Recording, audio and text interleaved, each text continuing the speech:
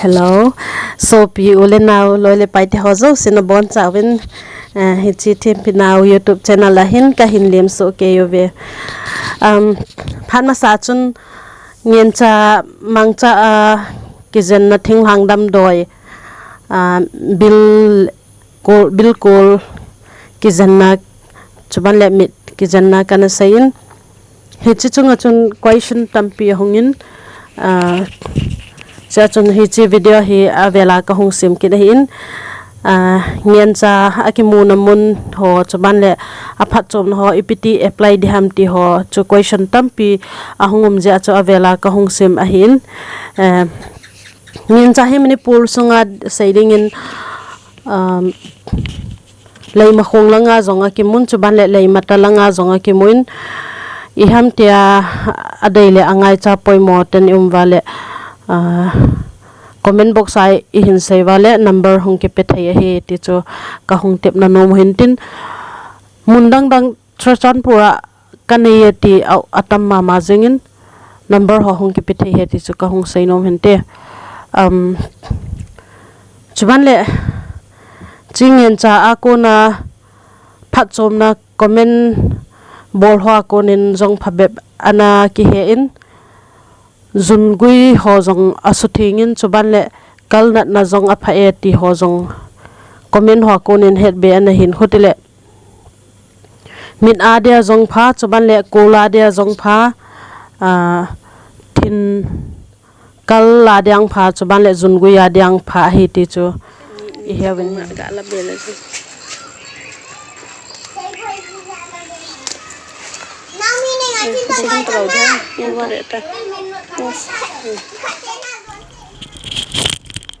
letu hin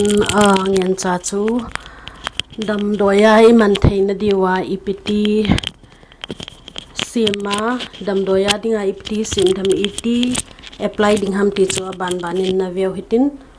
a khatna dingin ana hi lo a sop thinga su panding su pana atui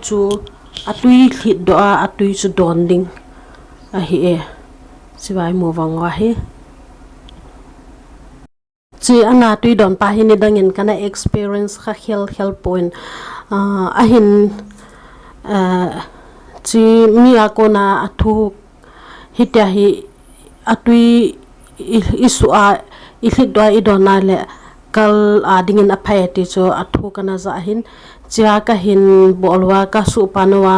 chia ka don he ke ya dinga first time ka don na hin first time ka don na pa chu video ka hung bolu hin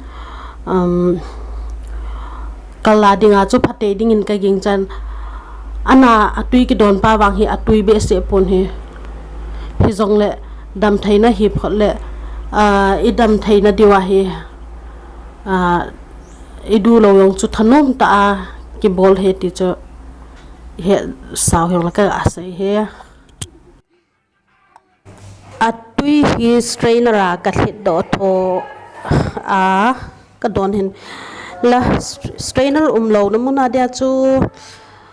strainer ho hi compulsory hi point khuda jang ga he do jing thei he khona he do a don jing thei he abai zon he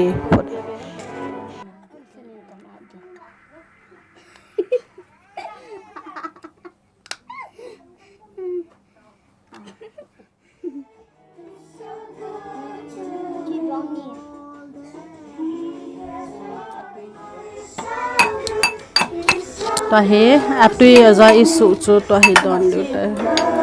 chumo jo de na cho atui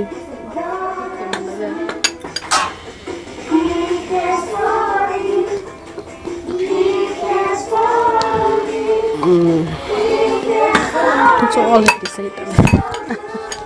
ani na dingin akung he atat na ho he thinga chi supana atui hi kul sunga left side right side alang ni nya hin nuding hin alang ni nya sunding hin vat ni vat thum ta bang ho vat lut sa thei hin ken vat thum ka mangzi in minute khat ta bang hi ka ki chol je ti chu right side lang ka sun chai ting le minute khat ta bang ka ki cholin chu zo ting le left side ka sun ki jiwa left side sun zo ting le minute khat ta bang ka lup na lai ji he chu ka bol dan he min ading le kolading hi a bol dan ki bang hi in akung supana atui kila do atidem atui li chu mit a vat ni tabang ho vat ni vat thum tabang ho ke vat lu sa hin kola dia I boldan to mit a dia I boldan hi ki bang hi cha chu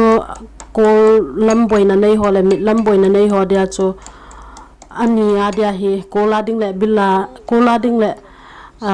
mit a ding a hi ve khat bola dia bol khom thi hi to hin chla he kamina ka ki sunna he na veo hitin ka student ho inei sun piu he class 4 no mai hoin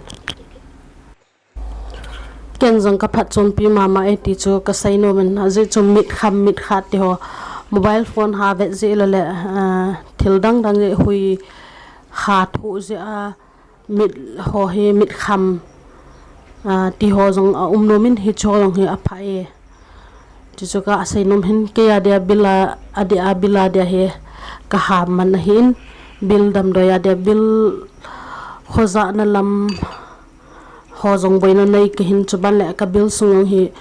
el drum wangong ka hin chuban le ka kol sunga aging la pe ham ti hong ana ji hin he chi ka kinwa pa na hi tham khat